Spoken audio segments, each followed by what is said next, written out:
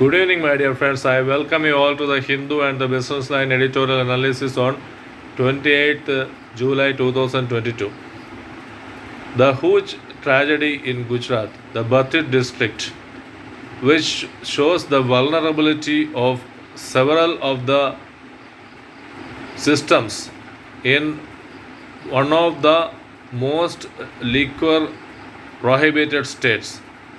The directive principles of the Constitution, the directive principles of the state policy to the Constitution allows a state to ban liquor in its territory. Therefore, 4 states in India, including Gujarat, has banned liquor. However, the recent huge tragedy, killing around 40 people, has highlighted that such ban on liquor is making the spurious liquor, that is spurious huge consumption by the people. The Gujarat Prohibition Act, which prohibits the sale and consumption of liquor within Gujarat under the directive principles of state policy, is a good measure. However, it has often seen that the state is losing out revenue on the liquor sales. Such kind of underground liquor sales is happening, and this has led to the calamity like the one recently observed. Therefore, the editorial speaks on the rethinking and the deliberation on the liquor policy of the state to see that the unwanted huge tragedy like this does not recur again and again. Then moving on to the Commonwealth Games, the Commonwealth Games Federation, which is holding the Commonwealth Games. The monkeypox pandemic is spreading. However, the Commonwealth Games is, the good news is that the Commonwealth Games is happening in Birmingham. The Commonwealth Games represent the once upon a time British ruled states participating in the games from 72 countries, comprising around 2.5 billion population. The Commonwealth Games countries, among the 72 countries, India is a country having a population of 1.3 billion, and Niue, a small country in the South Pacific Ocean, is also taking part in the Commonwealth Games, and it is having a population of just 2000. The special feature of this Commonwealth Games is that shooting, a very important event which India used to win lots of medals, has been kept out of this year's Commonwealth Games. And the Commonwealth Games Federation is also planning to exclude the wrestling out of the 2026 Commonwealth Games. India used to stand within 5 positions since 2002 in the Commonwealth Games, hence winning around 66 medals. Hence, the Indian Olympic Association was threatening to go out of the Commonwealth Games this year. However, a compromise was worked out, and India is sending around 200 of its athletes to the Commonwealth Games. This is a major sporting event, the athletics event, which we are going to see happening in Birmingham, and let us just encourage and watch the development of the Commonwealth Games as the games pan out. It is very disappointing to note that the javelin thrower, the gold medalist Neeraj Chopra, is not taking part in this year's Commonwealth Games. That is another dampener. However, we wish India all the best for the Commonwealth Games to be taken part in Birmingham. Moving on to the Businessline editorial. The International Monetary Fund has stated that the world economy is going to shrink by 0.4 percentage. That is, it will come down to 3.2 percentage. The US economy is going to come down by 1.1 percentage in growth. That is, it is going to touch just 3.3 percentage. China is also going to face a downturn 1.3 percentage to 2.3 percentage. China's growth will be 2.3 percentage this year.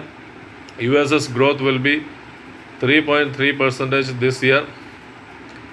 And what about India? IMF has been very much optimistic about India's growth. India is slated to grow at the rate of 7.4 percentage this fiscal year and 6.1 percentage next fiscal year. Although we have seen several downturns, that Russian-Ukraine war and the global supply chain disruption of the COVID, we have come back from all the disappointing economic downturns and now are clocking a very great growth figure. The tractor sales have improved.